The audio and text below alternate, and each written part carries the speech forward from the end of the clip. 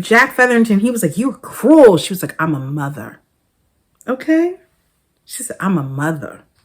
Hi everyone, I'm Danielle. Welcome to the channel. If you haven't already done so, hit the like button and hit the subscribe button, and let's get started.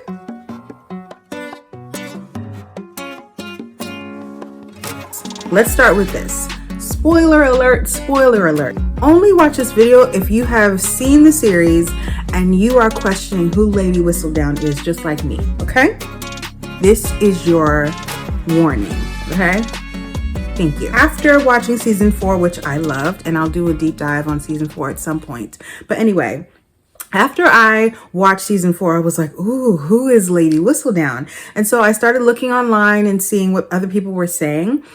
And there was only one take that I can say I firmly agree with. The others, I'm like, no. I'm going to start by telling you who I do think it is. I think, and I feel like Jess Brownell said in one of the podcasts that it's a group of people or it's more than one person. And that's why I'm like 99.99999% sure Lady Whistledown is Lady Portia Featherington and Miss Varley. This is my prediction. So if we're looking at season 4 was all about the working class and nobility coming together. It's showing how much the nobility can't function without the working class. Even the main characters, we're talking about Sophie and Benedict, working class nobility, and the partnership they were able to forge, in their case marriage, but with Portia Featherington and Varley, they're creating a union together to create more Lady Whistledown. So it's like two partnerships of two different classes and how well that can do in the future. That's really what I think the setup was. That's just my opinion. In the very beginning, I feel like the Queen was talking to Lady Danbury and she was asking, why is Lady Whistledown talking about maids? I don't want to hear about maids. And Lady Danbury was like, maids are gossip. Who better to know gossip than a maid, Varley, and to work with somebody who already knows that it can be done with it, because it was done within her own household under her nose without her realizing it. Lady Featherington. In this season, we saw Varley leave the Featherington household to go work for Penwood House. And when she left and went to Penwood, she's working like a dog. So it's like, oh my gosh, I got so much work to do. I vividly remember Varley saying that she felt like going back to Featherington House would feel like a holiday in terms of the workload. And so now that she's back in the Featherington household and they already have somebody to fill her role, which is Ray, I think her name was Ray. So if Ray's already there, what is there left for Varley to do? Hello, make money as Lady Whistledown with Lady Featherington. It just only makes sense to me. So if you go back to season 1, you'll remember that when Lady Featherington wanted Marina to move on from the man who made her pregnant, I can't remember his name. He was sending letters to Marina. She cut in between getting the letters to Marina by having Varley forge the letters, make it sound like it was a similar syntax, and made it sound like it was the guy writing the letters, but it was really Varley recreating it. She was doing the penmanship, she was studying it to make sure it looked just alike, and then changing the message so that Marina would move on from the guy who made her pregnant. I'm so sorry, I forget what his name was. But anyway, she already has experience in forging letters and making it sound like somebody else, even though it's her. She also has experience with Lady Whistledown because in season 4, she made it a point to say, hey, I've helped Mrs. Bridgerton with Lady Whistledown. So that means she's done that recently, because beforehand, Varley didn't know. In season 3, even Varley didn't know that Penelope was Lady Whistledown. Varley found out with everybody else. Let's discuss who Lady Whistledown is not and why. For starters, I think it's really cute, the idea of Hyacinth being Lady Whistledown, but it's absolutely not her. Let me start by saying this. She's still young enough where she can't go to those balls. She wasn't allowed to go into the masquerade ball.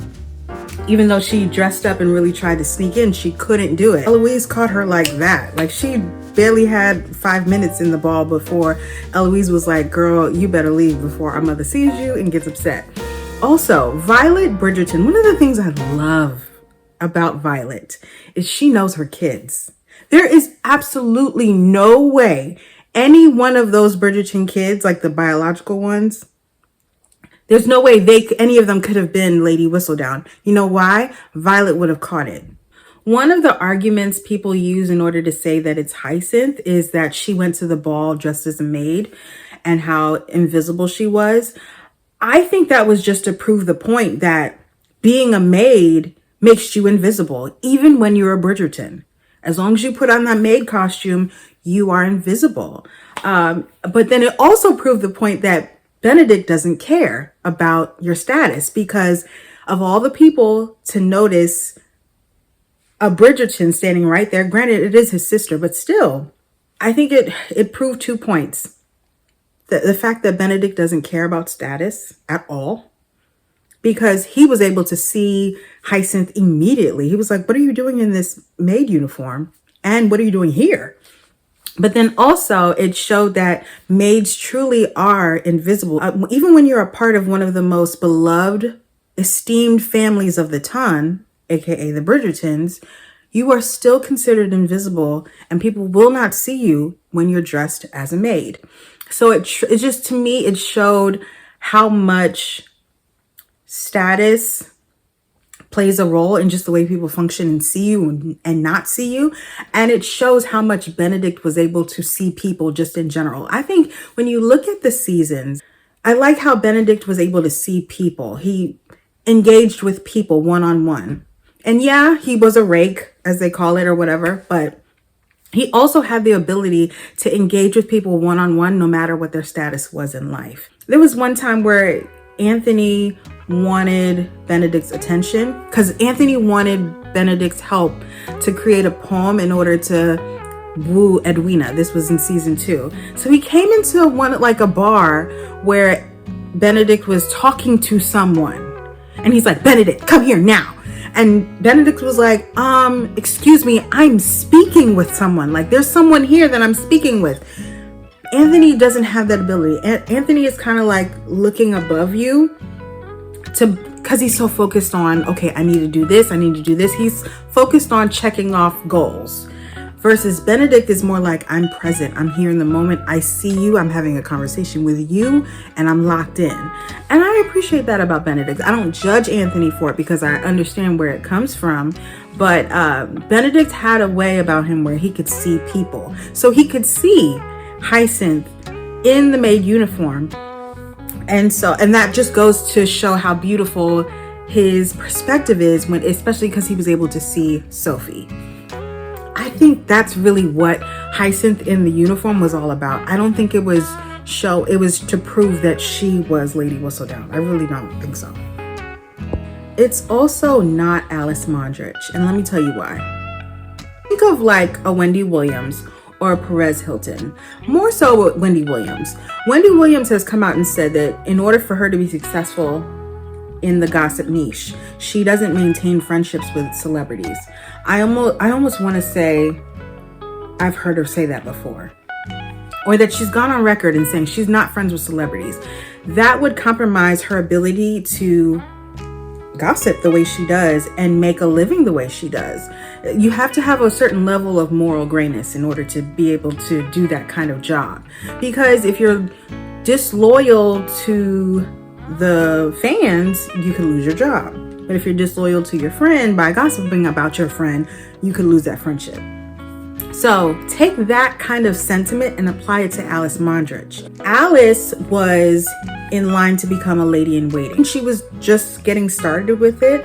And so she needed to gain some favor with the queen in order to feel like, okay, I feel good about this position, or feel like I have I'm good enough to replace Lady Danbury. It was interesting because Alice was one of the first ones to find out about Benedict and Sophie, because she just so happened to come upstairs as they were going into that bedroom. Hyacinth's recital was happening downstairs, and Benedict and Sophie were upstairs looking for her son, but that was when she overheard them. Like, this is a lover's quarrel right here. So she figured it out way sooner. And the thing is, she was in a position to spill tea, but that would have hurt them. And she cares about the Bridgertons. She's not going to do that to them. But Lady Whistledown would not care. And Lady Whistledown would put it in print ASAP.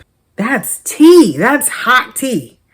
And so I think that's, for me, the main reason why I'm like, it can't be Alice, because there's a certain level of integrity and loyalty she has to the Bridgertons, or just in general. She has a certain level of integrity that won't allow her to thrive as a gossiper. I just don't see it for Alice. I don't. If anything, the ending showed how much she cares about supporting and helping people, as long as it doesn't hurt them. That makes sense. I think Brimsley is a great guess, but I don't think it's Brimsley or anyone in the Crown, from the Crown. Brimsley struggled to hold a conversation about gossip and entertain the Queen because she was so upset that she lost her friend, Lady Danbury. And so, remember, he called Lady Danbury and was like, please, she needs you. She misses you. I can't keep up with the gossip. I can't, kiki the way y'all do. And so I'm like, if you can't hold a conversation, why would we think you could be the driving force behind a gossip enterprise? I don't see it for Brimsley. He's good at planting seeds, because he did plant gossip in order to throw people off when it was in season 2, when people were speculating about why Anthony and Edwina didn't get married. That's as far as it goes for me. I think it's just that when it comes to Brimsley. It's not that he can't be involved in making sure the gossip gets to the Queen, but to be the one that's actually putting it out there and finding morsels and no, it's not Brimsley. It's not. If you look at Portia and the way she strategized to get Jack Featherington out of the house, that was controlling the narrative. If you look at the way she controlled the narrative to be able to keep the wealth in spite of stealing it, like, there's so much about Portia that's like, oh, you're crafty. You think through things strategically. Jack Featherington, he was like, you were cruel. She was like, I'm a mother. Okay. She said, I'm a mother. I loved that. She said, my team is me and my girls. So now she's just switching teams. Or maybe, you know what? That could be it. The whole Featherington household could be Lady Whistledown. Lady Whistledown could be Portia Featherington, Varley, and her girls, her daughters, Penelope, Prudence, and Philippa. I don't see it for Prudence or Philippa. I really don't. But yeah, maybe. Who knows? No, I don't think it's Prudence or Philippa. I think it is just Portia and Varley. I do. I'm interested and very curious. Tell me who you think Lady Whistledown is, or if there's a team, who do you think the team is comprised of?